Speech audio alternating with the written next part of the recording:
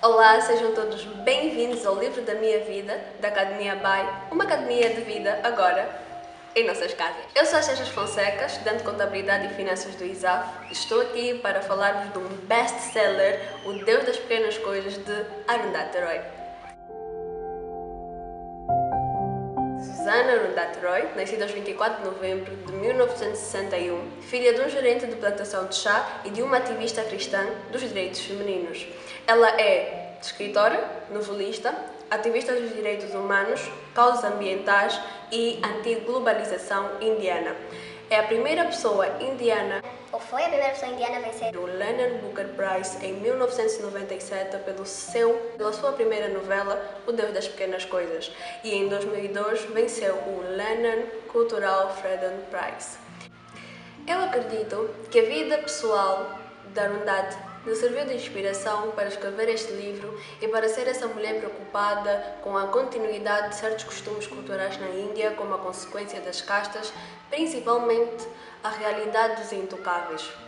Preocupada também com a defesa do meio ambiente e com o que vem junto com a globalização, que são poluição de mares, rios e lagos, desaparecimento de certas espécies animais, vegetais, né? Alterações climáticas. E quanto ao livro, Arundhati é filha de pais separados e quando os pais dela se separaram, a mãe voltou para a casa dos pais com 2 filhos, ela e o irmão. O livro conta-nos a história de uma religião da Índia, né, Kerala, mais propriamente é Ayamen, porque tudo gira em volta da casa de Ayamen, onde todo mundo assinou o livro do ponto da vida e alguns até escreveram as suas últimas histórias. Dentro da escrita de Arundhati nós vemos muita denúncia, é presente muitas questões, muito por causa da realidade da Índia, né? A Índia, apesar de ser um país muito promissor em termos econômicos por causa dos PIBs medidos a preços de... Pronto, não vou entrar aqui muito em questões económicas, mas a Índia ainda sofre com vários índices de pobreza, analfabetismo, violência de género, entre outros aspectos, consequências da falta de educação. Então, o livro mostra-nos isso de uma forma muito clara, porque Arundhati tem uma escrita muito poética e também muito nua. Em Ayamen, nós conhecemos a Mun, a mãe dos gêmeos Esta e Israel, que não teve muitas oportunidades na vida, muito pelo facto de ser a filha mulher. Não conseguiu estudar muito e o seu maior desejo era sair daquela casa, procurar uma forma de sair, e a única no tempo dela era se casar. Só que o marido, depois de algum tempo, tornou-se um alcoólatra e violento. Quando a violência começou a passar para os filhos, a mãe decidiu se divorciar e voltar para a casa dos pais. Voltando para a casa dos pais, ela não foi bem recebida. Pronto, os filhos eram tipo os rejeitados naquela família e que tinham que cumprir papéis, né? Quando viesse uma visita, quando tivessem que sair. Conta-nos a história também de Mamashi, mãe de Amun, que era uma mulher muito fria e amarga por consequências de cicatrizes que ela carregava pelo corpo, porque o marido também era violento com ela, batia-lhe. Até que um dia o filho dela, já crescido, presenciou e ameaçou o pai, disse que ele já não tinha que fazer aquilo nunca mais, e o pai nunca mais tocou nela, e ela tinha o filho como o anjo protetor, né? Que ela também tinha que proteger porque ele também a protegia muito. E Chacou, né? Esse filho homem que teve a oportunidade de receber uma bolsa de estudo, foi estudar em Oxford, e quando também, depois de se divorciar de uma inglesa, Margaret Kochama, voltou para a Índia e começou a gerir a fábrica da mãe, picles e popas, e achava que tudo era dele, né? Porque ele era o homem da família e ele dizia que a fábrica era dele, porque ele é que investiu em materiais e era um típico machista, né? Conta-nos também a história de Margaret Kochama, né? A ex-mulher de Chacou, que depois voltou a se casar e eles tinham uma filha, a Sophie Mole. Chacou viu a oportunidade de rever a filha e a ex-mulher pediu que elas saíssem da Inglaterra para fazer uma visita a eles na Índia, e Aí é que aconteceu a tragédia toda e o suspense total deste livro, porque tudo parte do acidente que aconteceu com Sophie Mull, né? Começa daí e depois o livro todo vai se desenvolvendo em torno disso e só se descobre a causa da morte de Sophie Mull no final do livro. O livro também fala-nos de Veluta. A Veluta é um intocável. Ele, dentro do regime de castas na Índia, faz parte dos menos favorecidos, né? Era marceneiro e fazia vários presentes para os filhos de Amun e prestava serviços para a família de Amun também. E Amun acabou por se apaixonar por ele porque ele era o homem que de dia amava os filhos dela e ela o amava de noite. Então eles acabaram por ter um romance que era proibidíssimo. Amun e Veluta viviam um amor proibido. Um amor proibido porque Amun pertencia a uma classe do regime de castas privilegiada, né? Ela era filha de empresários, assim podemos dizer, mas Veluta era intocável, né? Amun era tocável, Veluta era intocável e isso não podia acontecer, eles não se podiam relacionar, mas se relacionaram. E teve consequências óbvias. Quando o pai de Veluta descobre o romance entre eles e viu que aquilo estava a ganhar um rumo mesmo sério, ele decidiu contar à família de Amun, que não reagiram nada bem por causa dos costumes culturais que eles viviam e que era muito presente na época em que a história decorre, né? Então, a tia de Amun, Baby Kashama, que era uma egocêntrica, quando ela se apercebeu que Amun e Veluta tinham um caso, ela trancou Amun num quarto, não a deixou sair e criou uma história. Foi a polícia dizer que Veluta raptou 3 crianças porque, enquanto tudo isso decorria, os filhos de Amun tentaram falar com ela e ela estava de rastos e tratou-os mal, então eles decidiram fugir de casa. Mas como tinham a prima em casa, a prima convenceu-os que se saíssem sem ela, eles continuariam a ser os invisíveis e ninguém daria importância. Então a levaram também. Só que durante essa fuga, eles foram de barco e tinham que atravessar, né, porque iam para uma casa abandonada, que na história refere-se como Casa da História, onde aos poucos esta e Rael já iam levando certos objetos preferidos deles. Então o barco acabou por virar.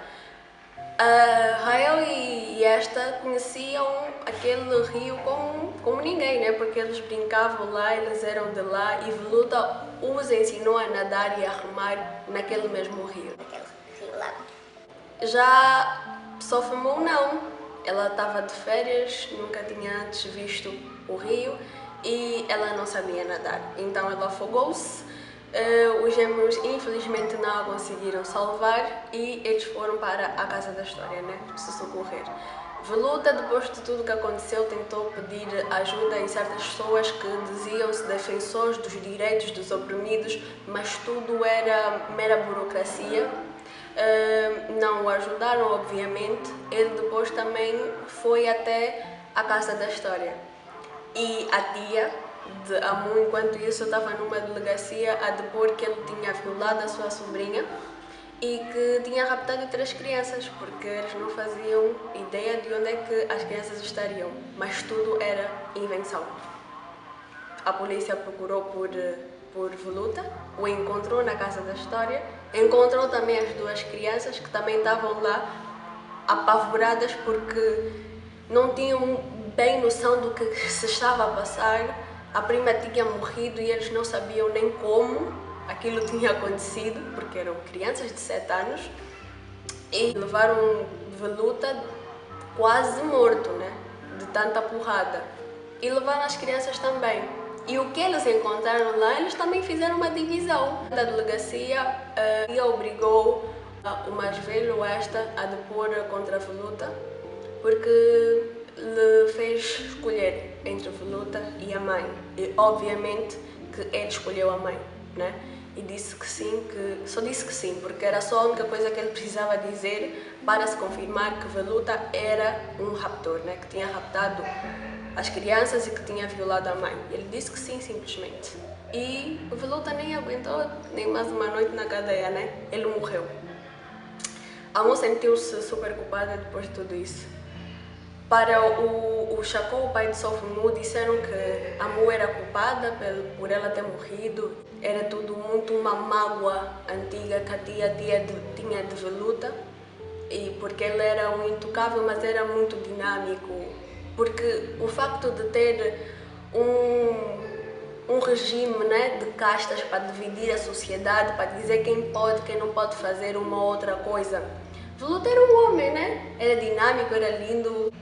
E era, acima de tudo, uma pessoa que conseguia transformar pequenas coisas em grande, em aquilo que as pessoas viam que não tinha significado nenhum, em coisas com grandes significados para aqueles três, né?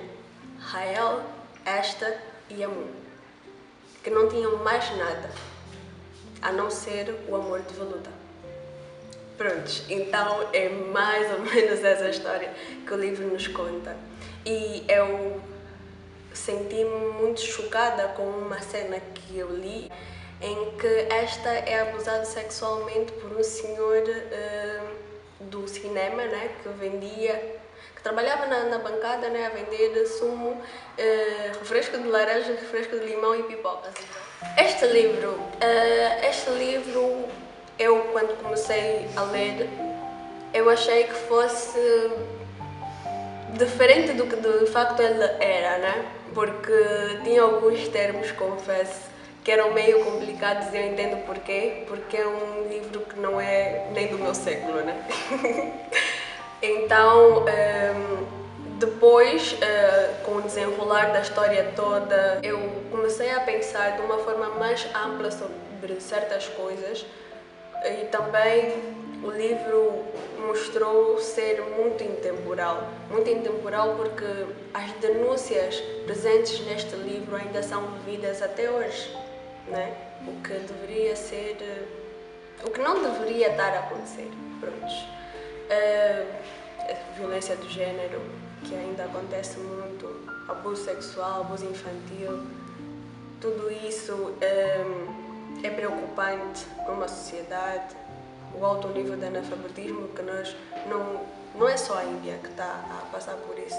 Em Angola nós também temos isso. Em Angola nós temos muito abuso de género, temos abuso sexual também.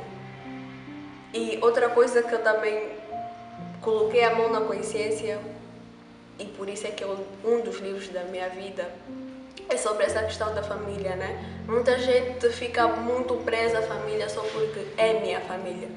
Quando não, se não te faz bem, por que continuar, né? Por que continuar a insistir?